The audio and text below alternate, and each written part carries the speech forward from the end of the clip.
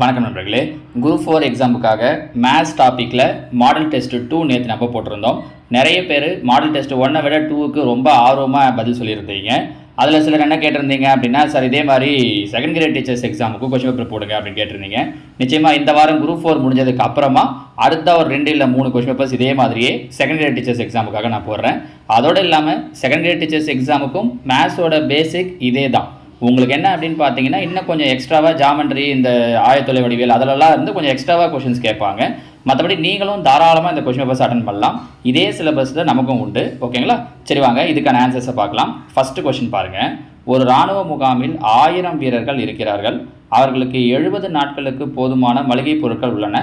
அந்த முகாமிற்கு மேலும் 400 வீரர்கள் வந்து சேர்ந்தார்கள் எனில் எத்தனை நாட்களுக்கு அந்த மளிகை பொருட்கள் போதுமானதாக இருக்கும்? இப்போ இதில் பார்த்தீங்கன்னா முதல்ல எத்தனை வீரர்கள் இருக்காங்க அப்படின்னா 1000 பேர் இருக்காங்க. கரெக்டாக 1000 பேருக்கு அந்த உணவு எவ்வளோ நாளைக்கு வருது அப்படின்னா 70 நாளைக்கு வருது. அப்போ இன்ட்டு 70 ஈக்குவல் டு மேலும் 400 வீரர்கள். ஏற்கனவே 1000 பேர் இருக்காங்க, இப்போ ஒரு 400 பேர் வராங்க. அப்படின்னா எவ்வளோ பேர் ஆகிடுவாங்க அப்படின்னா 1400 பேர் ஆகிட்டாங்க. அப்படின்னா அது எத்தனை பேருக்கு போதுமானதாக இருக்கும் அப்படிங்கிறது தான் கொஷின். எவ்வளோ எத்தனை நாட்களுக்கு, அப்போ டேஸ் கண்டுபிடிக்கணும். சரிங்களா? ஒன்றுமே இல்லை பாருங்கள். 0 0 0 0 2 0 கேன்சல் ஆகிடும். 1 7 7 2 14 1 2 2 10 இந்த எக்ஸ்ட்ரா இருக்கிற ஒரு 0.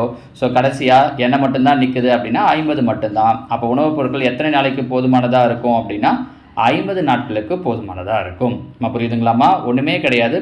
இந்த நம்ம ஏற்கனவே பார்த்தோம் இல்லையா, நேர் மாறுபாடு எதிர் மாறுபாடு, அந்த மாடலில் வரக்கூடிய கொஷின் தான். ரெண்டாவது கொஷின் பாருங்கள். ஒருவர் ரூபாய் 1500க்கு ஒரு பழைய மிதிவண்டியை வாங்கி அதில் ரூபாய் 500க்கு பழுதுகளை நீக்கிறார். முடிவில் மிதிவண்டியை ரூபாய் 1800க்கு விற்கிறார் எனில் அவர் அடையும் நஷ்ட சதவீதத்தை காண்க. 1500 ரூபாய்க்கு வாங்குறாரு, 500 ரூபாய்க்கு பழுதுகளை நீக்கிறாரு. ஸோ வாங்கினது 1500, செலவு பண்ணது ஒரு 500. ஒட்டு மொத்தமாக அப்போ அவர் எவ்வளோ கொடுத்து வாங்கியிருக்காருன்னு அர்த்தம் அப்படின்னா 2000 ரூபாய். ஏன்னா செலவு பண்ணுறதையும் சேர்த்துக்கணும். அப்போ 2000 ரூபாய்க்கு வாங்கி எவ்வளோக்கு விற்றுருக்காருன்னா 1800 ரூபாய்க்கு விற்றுருக்காரு. அப்போ அவருக்கு எவ்வளோ ரூபாய் நஷ்டம் அப்படின்னா 200 ரூபாய் நஷ்டம். 2000ல் 200, 2200 எத்தனை சதவீதம்? 10%. நேரடியாகவே சொல்லிடலாம்ல. அப்படி இல்லைனா என்ன பண்ணணும் அப்படின்னா 2000 ரூபாய்க்கு வாங்கியிருக்காரு, 200 ரூபாய் நஷ்டம் அடைஞ்சிருக்காரு. எத்தனை சதவீதம் அப்படின்னா இன்ட்டு 100. 0 0 200 200 கேன்சல் ஆகிடுச்சு அப்படின்னா மீதி இருக்கிறது 10% சொல்லலாம். ஆனால் இவ்வளோ தூரம் போட்டு பார்க்க வேண்டியதே கிடையாது. 2000ல் 200ங்கிறது ஒரு 0 போயிடுது. அப்போ 10% நம்ம ரொம்ப எளிமையாகவே சொல்லிடலாம் பாருங்கள். சரிங்களா? அடுத்துதான் மூணாவது கேள்வி. 6 ஆட்கள் ஒரு வேலையை 50 நாட்களில் முடிப்பர் எனில் 10 ஆட்கள் எத்தனை நாட்களில் அந்த வேலையை முடிப்பர்? அப்போ பாருங்கள், 6 பேர் என்ன பண்ணுறாங்க அப்படின்னா 50 நாட்களில் முடிக்கிறாங்க.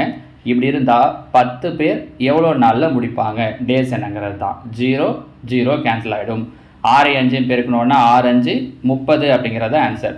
இது மாதிரி ரொம்ப எளிமையான கேள்வியும் கேட்பாங்க. கொஷின் எல்லாமே டஃப்பாக தான் இருக்கும் அப்படின்னும் கிடையாது. ஏன்னா போன கொஷின் பேர் நான் சொல்லும்போதே சொல்லியிருந்தேன் இல்லையா, கொஞ்சம் சிரமமாக இருக்குது கொஷின்ஸ் அப்படின்னாலும் அட்டன் பண்ணுறதுக்கு முயற்சி பண்ணணும். ஈஸியாக இருந்துச்சு. என்ன ஈஸியாக இருந்தாலும் நம்ம என்ன நினச்சிடுவோம்னா, இவ்வளோ ஈஸியாகலாம் கேட்பாங்களா, இப்படிலாம் கேட்க மாட்டாங்க, நாம் தான் டக்குன்னு போட்டோம் போல இருக்குது அப்படின்ட்டு 2வது வாட்டி உட்காந்து செக் பண்ணிருப்போம். அதை உட்காந்து அப்படி பண்ணுறவங்களாம் இருக்கிறாங்க. சரியா? ஈஸியாக தான் கேட்பாங்க. நீங்கள் போட்டிங்கன்னா ஆன்சர் வந்துச்சுன்னா ஆன்சர், அவ்வளோதான். அடுத்த கொஸ்டினுக்கு போயிடணும். நம்ம இவ்வளோ டக்குன்னு போட்டோமே அப்படின்ட்டு உங்கள் மேலேயே உங்களுக்கு டவுட் வந்து உட்காந்து செக் பண்ணிட்டு இருக்கக்கூடாது. சரிங்களா? 4வது கேள்வி பாருங்கள். ஆண்டுக்கு ஒரு முறை கூட்டு வட்டி கணக்கிடலின்படி அசல் ரூபாய் 7500க்கு 4% ஆண்டு கூட்டு வட்டியில் 2 ஆண்டுகளுக்கு இடப்பட்டால் கிடைக்கும் கூட்டு வட்டி மதிப்பு. அப்போ இதை பாருங்கள், இது ஈஸியாகவே நம்ம போட்டுடலாம். எப்படி? 7500 ரூபா அமௌண்ட்டு சொல்லியிருக்காங்க. கரெக்டாக? எத்தனை பர்சன்டேஜ் வட்டினா 4%. அப்போ 7500ல் 1%னா 2 0 போயிடும். இதில் நம்ம ஆல்ரெடி கூட்டு வட்டியில் சொல்லியிருக்கோம். சரியா? அப்போ 75. 1%ங்கிறது 75னா 4% அப்படிங்கிறது 475 300. எப்படி? 275 150. அப்போ 475ன்றது 300. ஸோ முதல் வருஷம் 300 ரூபா. கரெக்டாக? அப்போது 7500 ஒரு 300 சேர்த்தோம் அப்படின்னா 7800. இதில் இன்னொன்று என்னென்னா, அடுத்த ஸ்டெப்பு போடாமலே கீழே இருக்கிற ஆப்ஷனை வச்சு நம்மளால் சொல்ல முடியும். எப்படின்னா, முதல் வருஷம் 300 ரூபா வந்துருக்குது. கண்டிப்பாக அடுத்த வருஷம் 300 விட அதிகமாக தான் வரும். இப்போது இன்னொரு வருஷம் 300னே வச்சுக்கோங்களேன். தனி வட்டியாக இருந்தால் 300 300 600. ஸோ ஆன்சர் 600 விட கொஞ்சம் அதிகமாக இருக்கும். கண்டிப்பாக என்னவாக இருக்காதுன்னா 600 இருக்காது. கரெக்டாக? 680ன்றது ரொம்ப அதிகம். ஏன்னா பர்சன்டேஜ் ரொம்ப கம்மி, பர்சன்டேஜும் கம்மி, அமௌண்ட்டு 7500 தான்றதால 680 650 வரதுக்கு வாய்ப்பே கிடையாது. 612 தான் சாலிடாக அடுத்ததை போடாமலே சொல்ல முடியும். இருந்தாலும் இங்கே நான் உங்களுக்கு செஞ்சு காட்டிடுறேன் பாருங்கள். 7800 4%, 1%னா 78, 4% அப்படின்னா 78 இன்ட்டு 4 பெருக்கணும் அப்படின்னா 312. ஸோ பாருங்கள், வட்டி 312. அவங்க அந்த கூட்டு வட்டி மட்டும்தான் கேட்குறாங்க. கரெக்டாக? இங்கே ஒரு 300 ரூபா, இங்கே ஒரு 312 ரூபா, ரெண்டும் சேர்ந்தா எவ்வளோ ஆகுதுன்னா 612 ரூபா. கரெக்டாக நான் முதல்ல சொன்ன மாதிரி வந்துடுச்சா? சரிங்களா? அதை தான் சொல்கிறது. நீங்கள் ஆப்ஷனில் இருந்தும் சூஸ் பண்ணுங்கள். உட்காந்து எல்லாத்துக்கும் ஸ்டெப் பை ஸ்டெப்பாக போட்டுக்கணும்னு கிடையாது. அதுவும் இந்த கொஷனுக்குலாம் நம்ம பார்த்தோம் அப்படின்னா ஃபார்முலா படிலாம் போகிறோன்னு வச்சுக்கோங்களேன். ஃபார்முலாலாம் ஏ ஈக்குவல் டு பி இன்ட்டுலாம் படிச்சிருப்போம் பார்த்தீங்களா? அப்படிலாம் போகிறீங்கன்னா ரொம்ப டைம் எடுக்கும். இப்போ நம்ம சொன்ன மாதிரி மெத்தடில் பார்க்குறது தான் உங்களுக்கு ரொம்ப ஈஸியானது. சரியா? 5வது கேள்வி பாருங்கள். ஒரு வேலையை ஏ 16 நாட்களில் முடிப்பார். பி என்பவர் ஏவை விட 60% அதிகமான திறமையுடையவர் எனில் முழு வேலையையும் முடிக்க பிக்கு தேவைப்படும் நாட்கள். இது ரொம்ப ஈஸி பாருங்கம்மா. மெத்தடாக போனோன்னு ரொம்ப பெருசாக இருக்கும். அப்படியே அவங்க என்ன லைன் சொல்லியிருக்காங்களோ அந்த லைனில் இருந்தே பார்க்கலாம். முதல்ல பாருங்களேன், ஏ எவ்வளோ நாளில் முடிப்பார்? 16. அப்போ அந்த 16 அப்படியே போட்டுக்கோங்க. பை பிக்கு 60% அதிகமான திறமையானவர். சதவீதம் அப்படின்னாலே 100. கரெக்டாக? இவர் 60% அதிகம். அப்போ 100 கூட 60 சேர்க்கணும். அத்தனை குறைவுன்னு சொல்லியிருந்தாங்கன்னா மைனஸ் பண்ணணும், அதிகம்னு சொன்னாங்கன்னா ப்ளஸ் பண்ணணும். 100 கூட 60 சேர்த்திங்கன்னா 160 இன்ட்டு வழக்கமாக சதவீதத்தில் கொடுத்தாலே என்ன போடுவோம் அப்படின்னா 100 போடுவோம்.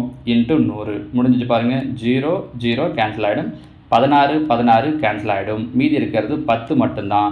ஸோ பி அந்த வேலை எத்தனை நாளில் முடிப்பார்னா 10 நாளில் முடிப்பார். ஒன்றுமே இல்லை பாருங்களேன், ஒரு 10-15 செகண்டு தான் ஆகும் ஆன்சர் போடுறதுக்கு. சரிங்களாம்மா? அடுத்ததாக பாருங்கள், கேள்வி எண் 6.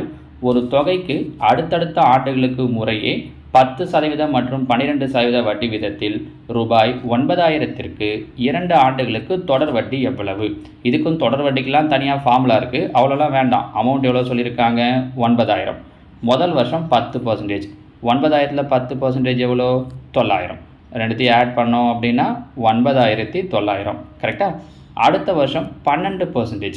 அப்போ 9900ல் 12% எவ்வளோன்னு பார்க்கணும். 1% அப்படின்னா 99. 12%னா இன்ட்டு 12. 9 12 108, 9 12 108, ஒரு 10 118. கரெக்டாக? அப்போ 1188. அவங்க கேட்டிருக்கிறது வட்டி மட்டும்தான் கேட்குறாங்க. இது ஒரு 900, இது ஒரு 1188. 1188 ஒரு 900 சேர்த்தோம் அப்படின்னா 8 8 0 2 2088 ரூபா தான் இதுக்கு கிடைக்கக்கூடிய வட்டி. முடிஞ்சிச்சு. இல்லாட்டி நீங்கள் இது ரெண்டுத்தையும் ஆட் பண்ணி பார்த்துட்டு கூட, இப்போ 8 8 9 1 10 9 1 10 1 11 9000 ரூபா போட்டோம், 11088 ரூபா கிடச்சிருக்கு. அப்போ வட்டி 2088 ரூபா அப்படின்னு சொல்லலாம். எப்படி போட்டாலும் அதே ஆன்சர் தான். நம்ம புரியுதுங்களாமா? ஸோ வட்டியை பொறுத்த வரைக்கும் அவங்க எந்த மாதிரி கேட்டாலும் நம்மளால் ஈஸியாக போட்டுற முடியும் பாருங்கள். 7வது கேள்வி. 12 ஆட்கள் தினமும் 8 மணி நேரம் வேலை செய்து ஒரு வேலையை 90 நாட்களில் முடிக்க இயலும். 8 ஆட்கள் தினமும் 12 மணி நேரம் வேலை செய்தால் அதே வேலையை முடிக்க ஆகும் நாட்கள். இதுவும் பாருங்கள், நம்ம அந்த நேர்மாறுபாடு எதிர்மாறுபாடு மாடல் தான். 12 பேர் 8 மணி நேரம் வேலை செஞ்சாங்க அப்படின்னா 90 நாளில் முடிக்கிறாங்க. இன்ட்டு 90. இதே மாதிரி 8 பேர் 12 மணி நேரம் வேலை செஞ்சாங்கன்னா எவ்வளோ நாளில் முடிப்பாங்க அப்படிங்கிறது தான். பாருங்கள், 8 8 12 12 கேன்சல் ஆகிடுச்சு பாருங்கள். மீதி இருக்கிறது 90. அப்போ எவ்வளோ நாளில் முடிப்பாங்க அப்படின்னா 90 நாட்கள். நான் கொஷின்ஸை பொறுத்த வரைக்கும் இந்த டெஸ்ட்டில் பார்த்தீங்க அப்படின்னா அவங்க பெரும்பாலான கேள்விகள் எந்த டாப்பிக்லேருந்து எடுக்கிறாங்களோ மொத்தமே ஒரு 3-4 டாப்பிக்லேருந்து தான் அவங்களோட கொஷின்ஸ் எல்லாம் அமையுதுன்றதால அந்த 3-4 டாப்பிக்லேருந்து தான் இந்த செகண்ட் டெஸ்ட்டை உங்களுக்கு வச்சுருக்கேனே. சரிங்களா? இதெல்லாம் கரெக்டாக ப்ராக்டிஸ் பண்ணிங்கனாலே போதும். பெரும்பாலும் இதே கேள்வியை உங்களுக்கு அப்படியே எக்ஸாம்பிள் அமைகிறதுக்கு கூட நிறைய வாய்ப்புகள் இருக்குது. ஓகேவா? 8வது கேள்வி பாருங்கள். ஒரு பழ வியாபாரி 12 பெட்டி திராட்சைகளை ஒரு பெட்டி ரூபாய் 160 என்ற வீதம் வாங்கினார். அதில் 2 பெட்டிகள் அழுகிவிடுகிறது. மீதமுள்ள பெட்டிகளை ஒரு பெட்டிக்கு ரூபாய் 200 வீதம் விலைக்கு விற்கிறார் எனில் லாப சதவீதம். இது ஒன்றும் இல்லை, சின்ன லாஜிக் தான் பாருங்கள். 12 பெட்டி திராட்சையை வாங்குறாரு, ஒரு பெட்டி 160 ரூபான்னு வாங்குறாரு. கரெக்டாக? அப்போ மொத்தம் 12 பெட்டி, ஒரு பெட்டி 160 ரூபா. 12 இன்ட்டு 160 0 180 6 2 12 192. அப்போது 12 பெட்டி அவர் எவ்வளோ ரூபாய்க்கு வாங்கியிருப்பார் அப்படின்னா 1920 ரூபாய்க்கு வாங்கியிருப்பார். 2 பெட்டி அழுகிடுது. 12ல் 2 போயிடுச்சுன்னா மீதி எத்தனை பெட்டி இருக்கும்? 10 பெட்டி தான். 10 பெட்டியும் அவர் எவ்வளோ ரூபாய்க்கு விற்கிறாரு அப்படின்னா ஒவ்வொன்றுத்தையும் 200 ரூபாய்க்கு விற்கிறார். அப்போ 10 இன்ட்டு 200 என்னவாயிடும்? 2000. ஸோ பாருங்கள், 1920 ரூபாய்க்கு வாங்கினார், 2000 ரூபாய்க்கு விற்கிறாரு. எப்போவுமே நம்ம கீழே எதை தான் போடணும் அப்படின்னா அடக்க விலையை தான் போடணும். அடக்க விலைன்றது தான் 1920.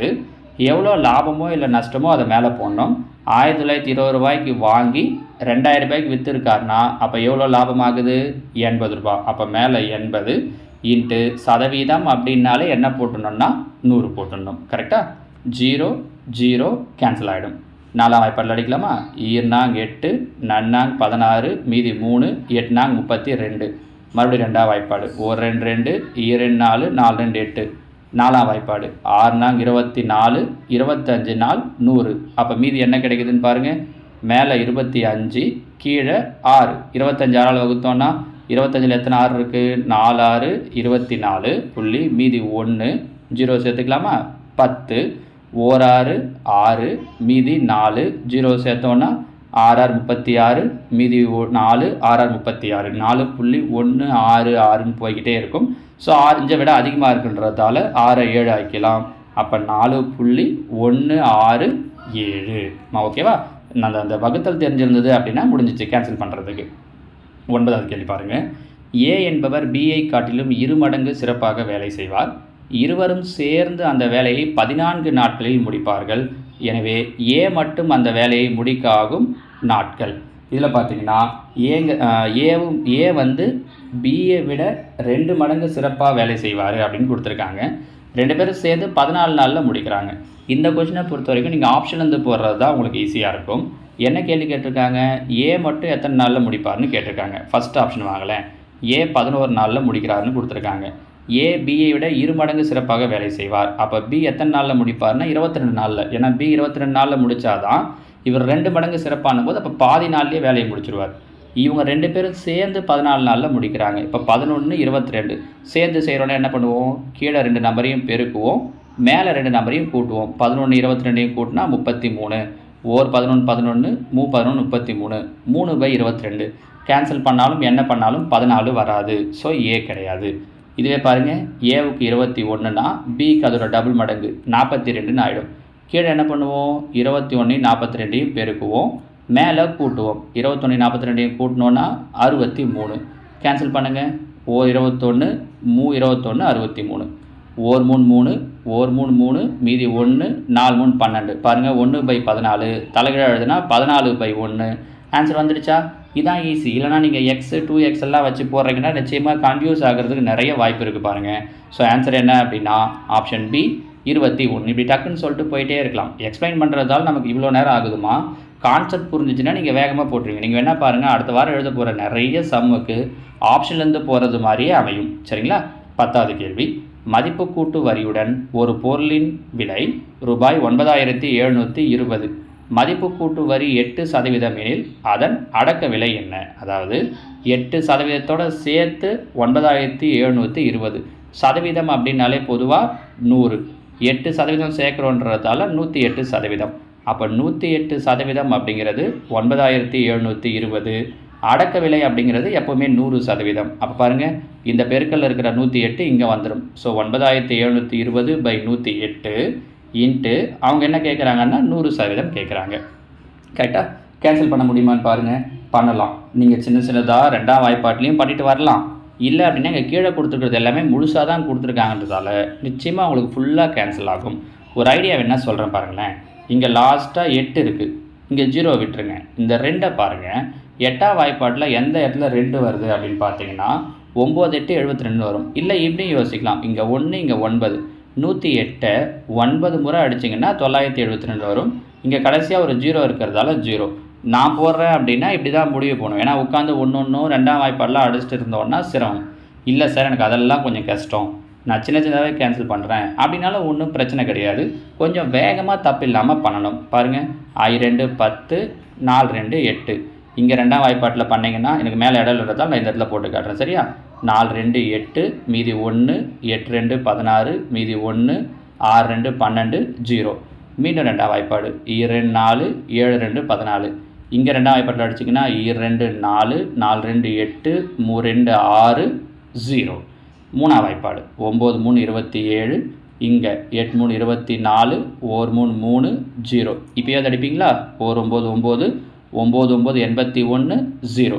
அப்போ இங்கே 90 இருக்குது பெருக்கல் 100 இருக்குது. 90 100 பெருக்கிறோம் அப்படின்னா என்னவாயிடும் அப்படின்னா 9000 ஆகிடும். அப்போ அந்த பொருளுடைய அடக்க விலை என்னவா இருக்கும் அப்படின்னா ரூபாய் 9000. புரியுதா சார்? மொத்தமாக அடித்தாதான் நல்ல திறமையானவங்க, இப்படி 2ஆம் வாய்ப்பாடில் 3ஆம் வாய்ப்பாடெலாம் கேன்சல் பண்ணால் அப்படிலாம் கிடையாது. நீங்கள் எதெல்லாம் வேணாலும் அடிக்கலாம். சின்னதாக 2ஆம் வாய்ப்பாடு 3ஆம் வாய்ப்பாடோடு அடிச்சுட்டு வரலாம். என்ன ஒன்று அப்படின்னா தப்பு இல்லாமல் கேன்சல் பண்ணணும், கொஞ்சம் வேகமாக பண்ணணும். அதை கொஞ்சம் ப்ராக்டிஸ் பண்ணிக்கோங்க. இதே நம்பரை எழுதி வச்சு கூட நீங்கள் திரும்ப திரும்ப கேன்சல் பண்ணி பாருங்கள். சரியா? ஓகே. 11 ரூபாய் 1600 ஆனது 5% ஆண்டு கூட்டு வட்டி வீதம் கொண்டு எத்தனை ஆண்டுகளில் ரூபாய் 1852.50 ஆகும்? நான் இதுவும் கூட பாருங்கள், நேற்றுக்கு ஒரு இதே மாடலில் போட்டிருந்தோம். காலை எழுந்தவுடன் கணக்கில் ஒரு சம். அதையும் நான் என்ன பண்ணியிருந்தேன் அப்படின்னா, புள்ளிலாம் வரும்போது நீங்கள் டைரெக்டாக போட்டிங்க, ஃபார்முலாலாம் யூஸ் பண்ணால் ரொம்ப டைம் எடுக்கும், அதனால ஒரு ஷார்ட்கட்டில் போடுங்கன்ட்டு அங்கே ஒரு ஐடியா சொல்லியிருந்தேன்ல, அதே தான் இங்கேயும் யூஸ் பண்ண போகிறோம். 1600 ரூபாய்க்கு 5%. 1600ல் 10%னா 160. 5%னா அதில் பாதி 80. இது ஒரு பக்கம் இருக்கட்டும். 1600 ரூபாய் என்னவாகுது? 1852 ரூபாய் 50 பைசா. அதாவது பாருங்கள், வட்டி எவ்வளோ கிடச்சிருக்கு?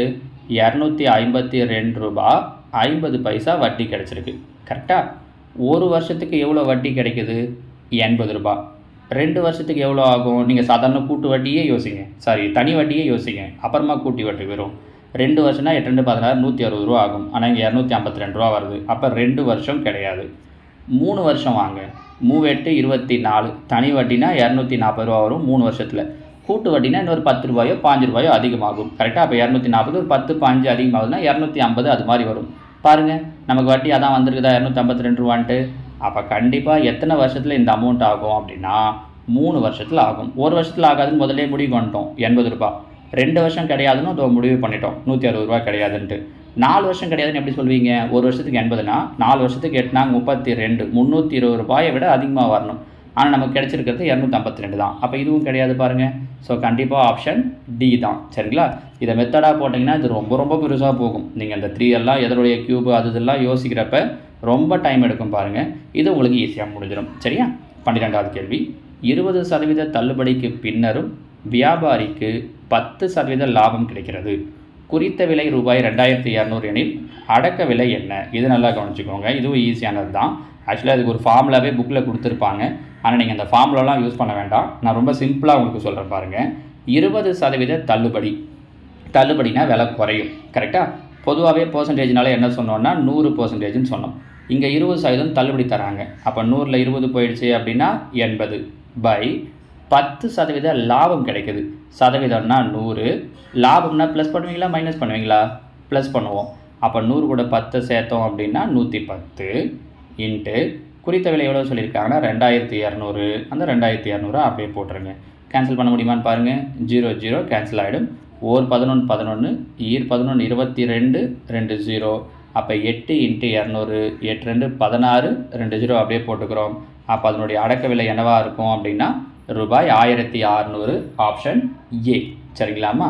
அவ்வளோதான். ஃபார்முலாலாம் எதுவுமே நீங்கள் ஞாபகம் வச்சுக்க வேண்டாம். 13வது கேள்வி பாருங்கள். A1 A2 A3 என்பது ஒரு கூட்டுத்தொடர் வரிசை எனில் A5 A10 A15 என்ற தொடர் வரிசையானது.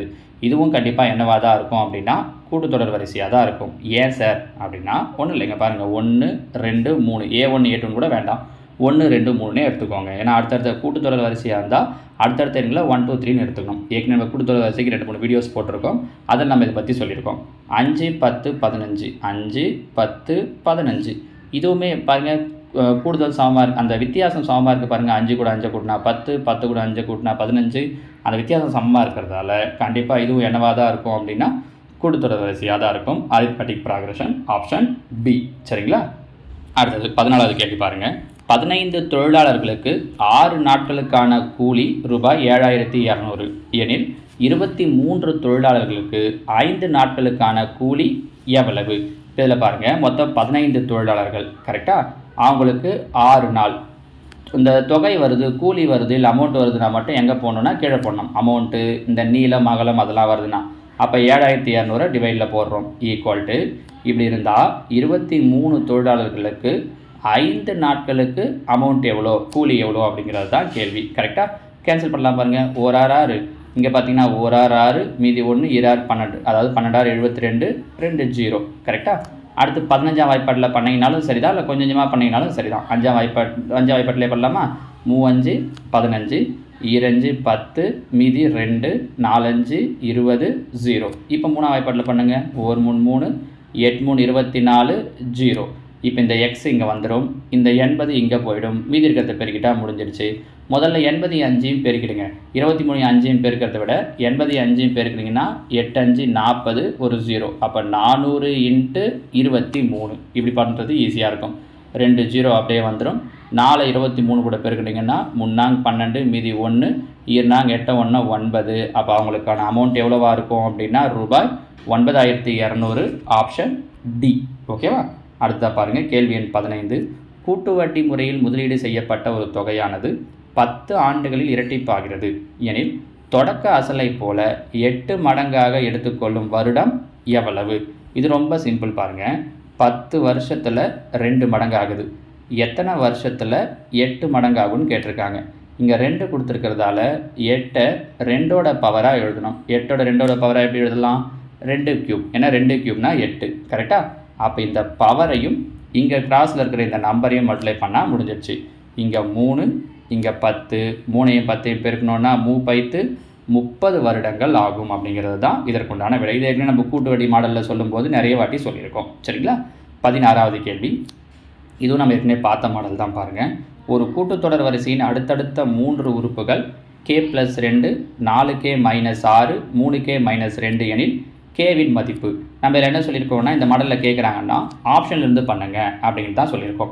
ஆப்ஷன்லேருந்து பண்ணுறது தான் ஈஸியும் கூட. 2 இங்கே கொண்டு வந்து அப்ளை பண்ணுங்கள். k+2 அப்போ 2 + 2 4. இங்கே 2ன்னு போட்டிங்கன்னா 4 2 8, 8ல் 6 போயிடுச்சுன்னா 2. இங்கே 2 போட்டிங்கன்னா 3 2 6, 6ல் 2 போயிடுச்சுன்னா 4. கூட்டுத்தொடர் வரிசைனா டிஃப்ரென்ஸ் சேம் ஆகணும். 4ல் 2 போயிடுச்சுன்னா 2, 2ல் 2 போயிடுச்சுன்னா 0ன்னு வந்திருக்கணும், 4ன்னு வந்திருக்கு. அப்போ இது ஆன்சர் கிடையாது.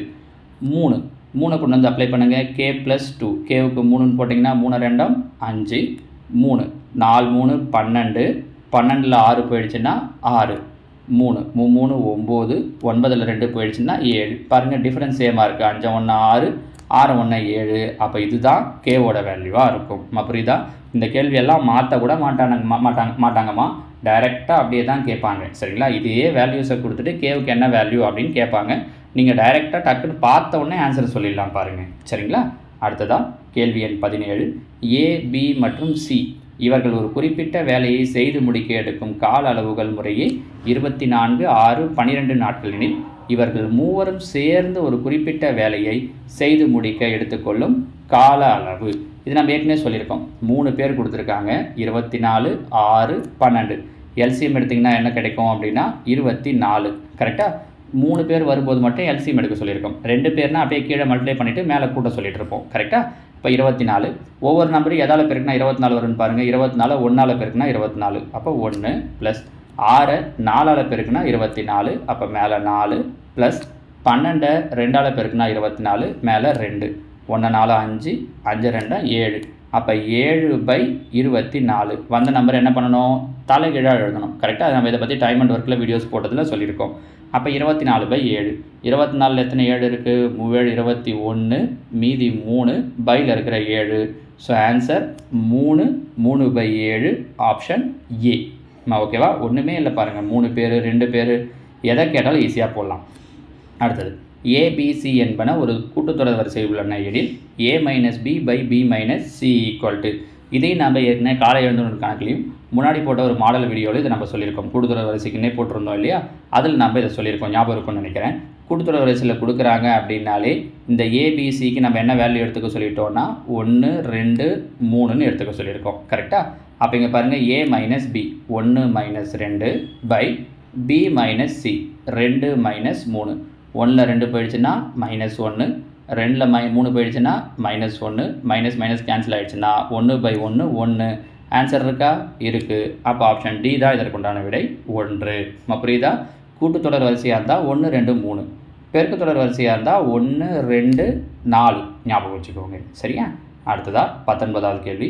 2400 சதுர மீட்டர் நிலத்தை 12 வேலையாட்கள் 10 நாட்களில் உழுது முடிப்பர். 2400 சதுர மீட்டர் நிலம் 12 வேலையாட்கள் 10 நாட்கள். இந்த அளவுலாம் வருதுன்னா மட்டும் எங்கே போட்டுருந்தோம்னு சொல்லியிருக்கோன்னா பையில், ஏன்னா அது ஒர்க்குன்னு அர்த்தம். கரெக்டாக அவங்க இந்த நேர்மாறுபாடு எதிர்மாறுபாடு டாப்பிக்லேருந்து கண்டிப்பாக 1 இல்லைனா 2 கேள்வி கேட்பாங்கம்மா.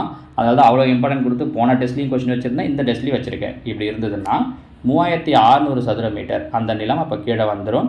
18 நாட்களில் உழுவதற்கு எத்தனை வேலையாட்கள் தேவை பர்சன், இல்லை நீங்கள் எக்ஸ்ன்னு வச்சுக்கலாம். சரியா? இந்த 2 0 இந்த 2 0 கேன்சல் ஆகிடும். ஒரு 12 12 ஈர் 12 24, ஒரு 2 18 2 36, 18 18 கேன்சல் ஆகிடும். மீதி இங்கே பர்சன் இருக்குது, இங்கே 10 இருக்குது. அப்போ எத்தனை வேலையாட்கள் தேவைன்னா 10 ஆட்கள் தேவை. இன்னொன்று எனக்கு எப்படி தோணுச்சோ டக்கு டக்குன்னு நான் அந்த மாதிரி கேன்சல் பண்ணிட்டேன். ஒருவேளை இதே கேள்வி நான் அப்புறம் திரும்ப ஒரு வாட்டி நடத்துகிறேன்னா இப்போ கேன்சல் பண்ண மாதிரி பண்ணுவேன்னு சொல்ல முடியாது. நீங்கள் வேறு எந்த மாடலில் வேணாலும் கேன்சல் பண்ணலாம். எப்படி பண்ணிங்கனாலும் உங்களுக்கு கடைசி ஆன்சர் 10ன்னா 10 தான் வந்து நிற்கும். கேன்சல் பண்ணும்போது கொஞ்சம் தப்பு இல்லாமல் பண்ணணும். சரியா? 20வது கேள்வி. ஒரு கூட்டுத்தொடர் வரிசையில் முதல் உறுப்பு A மற்றும் பொது வித்தியாசம் D எனில் அதன் 8வது உறுப்பு என்ன? நம்ம இதை கூட்டுத்தொடர் வரிசையில் சொல்லியிருக்கோம் பாருங்கள். எண்ணாவது உறுப்பு கண்டுபிடிக்கணும்னா A + n-1 × Dங்கிறது ஃபார்முலா. அவங்களே முதல் உறுப்பு ஏன்னு சொல்லிட்டாங்க. என்னன்றது தான் 8வது உறுப்பு. கரெக்டாக எண்ணுக்கு பதில் 8. அப்போ 8 - 1 என்னவாயிடும்? 7. பொது வித்தியாசம் Dனே தான் கொடுத்துட்டாங்க. அப்போ ஆன்சர் A + 7D. இதில் வேறு எதுவும் வேலை கிடையாது. டைரெக்டாக அந்த எண்ணுக்கு பதில் 8ன்னு அப்ளை பண்ண சொல்கிறாங்க. சரிங்களா? So option A + 7D. அடுத்தா பாருங்கள், கேள்வி எண் 21. ஒரு வேலையை 4 ஆண்களும் 6 பெண்களும் சேர்ந்து 8 நாட்கள் செய்கிறார்கள்.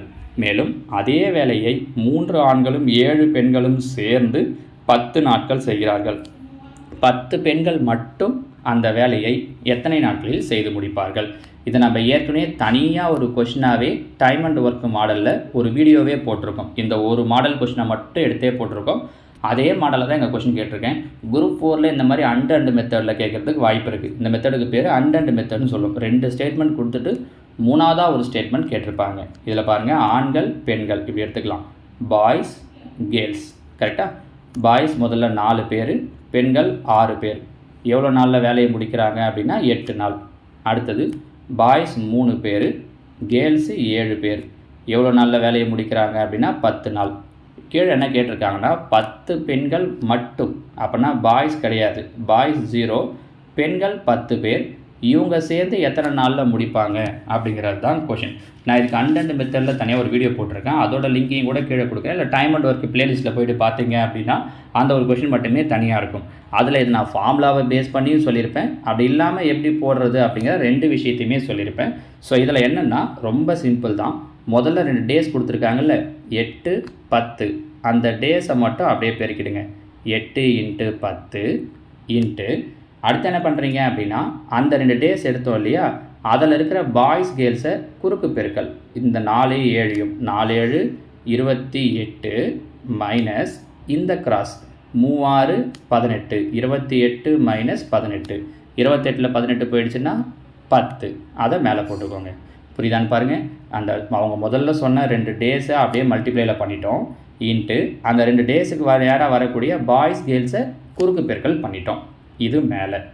கீழே என்ன சார் பண்ணணும் அப்படின்னா முதல் டேவை மட்டும், முதல்ல 2 டேவையும் மல்டிப்ளை பண்ணோம் இல்லையா, இப்போ ஒரு நாளாக இன்னும் நம்ம 3rd லைனுக்கு வரவே இல்லை பாருங்கள். அது இப்போ தான் வரப்போகிறோம். முதல் நாளை மட்டும் எடுத்துக்கோங்க. 8 இன்ட்டு இப்போ முதல் நாளையும் கடைசியாக எடுக்காமல் இருக்கோம் பாருங்கள், அதையும் ஃபஸ்ட் லைன் லாஸ்ட் லைன் அதில் இருக்கிற பாய்ஸ் கேர்ள்ஸை கிராஸ் மல்டிப்ளை பாருங்கள். 4 10, 4 10 40 மைனஸ் 0 6, 0 × 6 0 தான். அப்போ 40 - 0 என்ன வந்துடும்னா 40. புரியுதா? மைனஸ் ரெண்டாவது ஒரு டே எடுத்தோமா 8.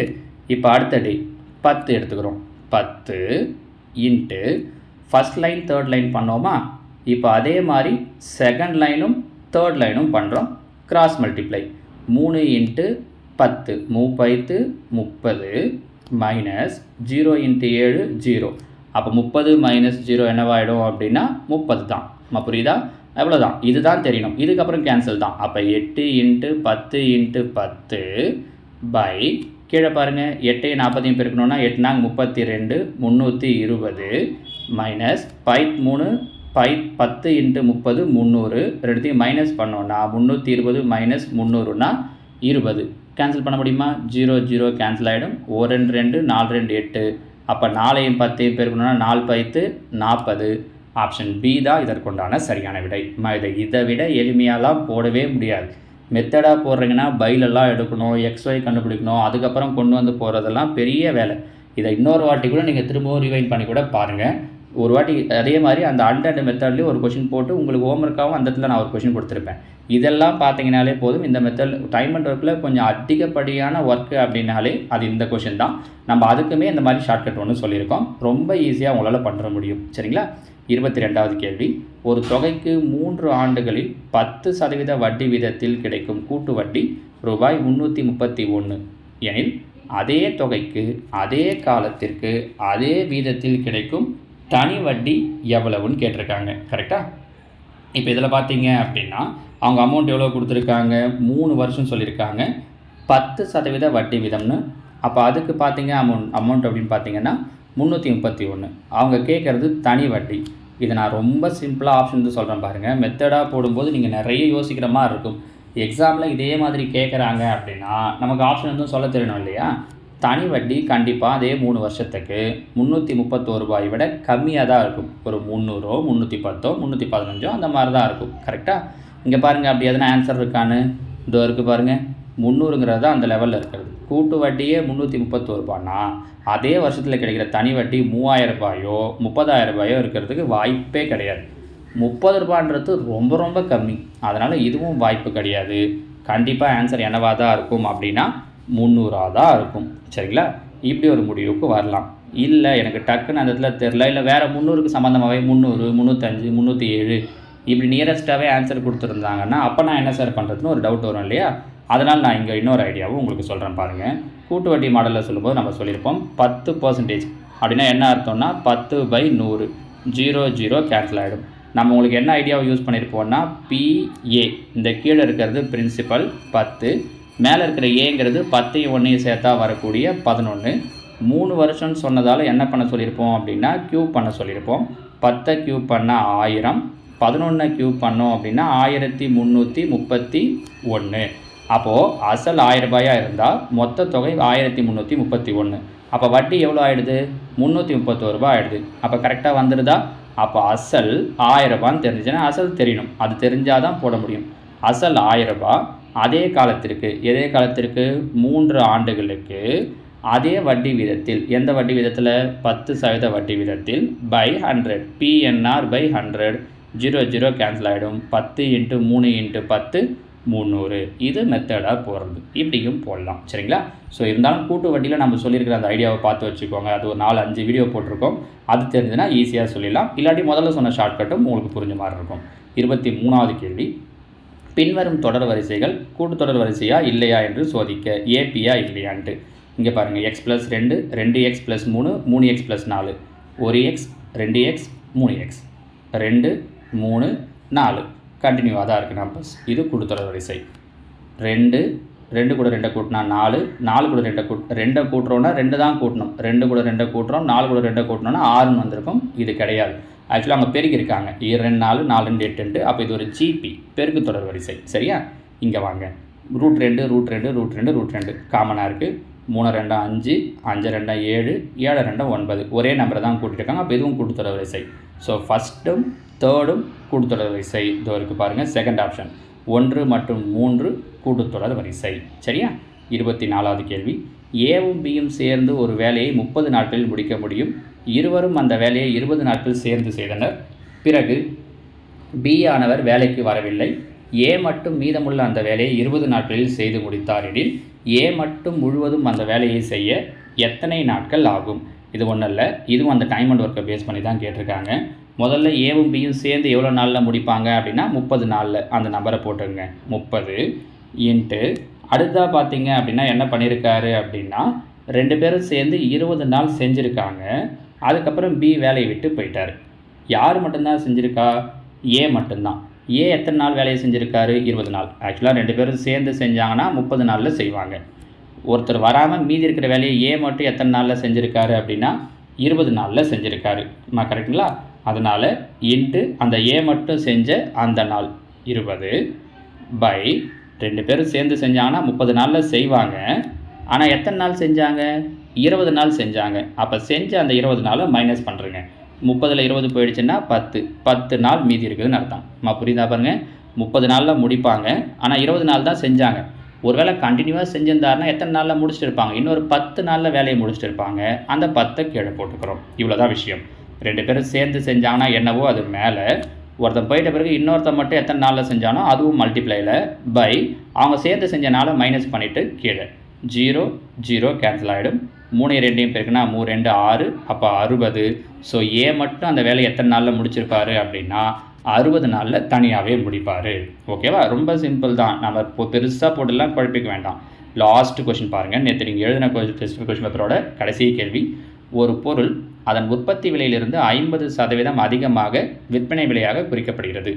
மேலும் அதில் 40% தள்ளுபடி அறிவித்தால் அவருக்கு கிடைக்கும் லாப அல்லது நஷ்ட சதவீதம்.